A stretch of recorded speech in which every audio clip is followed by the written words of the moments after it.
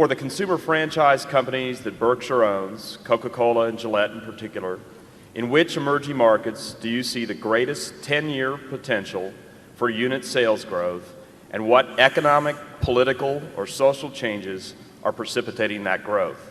Secondly, do you believe that the U.S. market cap as a percent of the world's at 53% is near its zenith, and which countries do you believe will likely show the greatest percent growth in total market cap?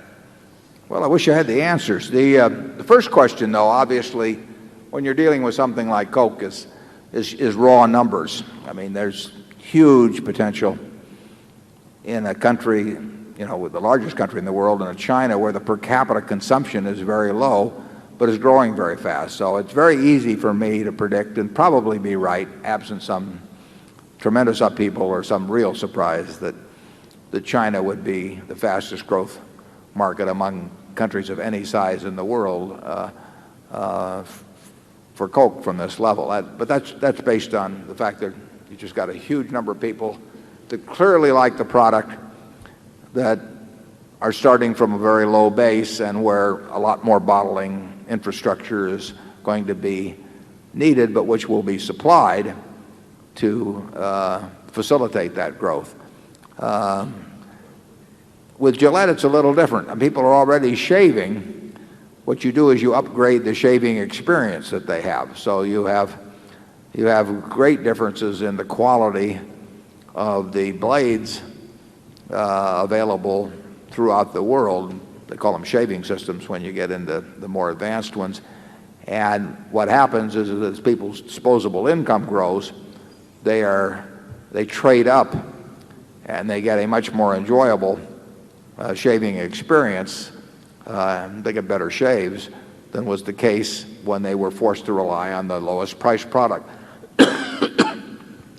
But both of those companies have tremendous opportunities as the prosperity around the world, as the standard of living grows, and there's just no doubt in my mind that in the blade and razor business for Gillette, which is only a third of their business, and in the soft drink business for Coke, they're going to share, and it'll be uneven in the years that it happens and all of that sort of thing. But I would almost guarantee you that 10 or 20 years from now, both of those companies will be doing a lot more business in those areas I named than currently. And we don't fine tune it a lot more than that. I mean, I do not sit and try and work out country by country what's going to happen with a Gillette or Coke.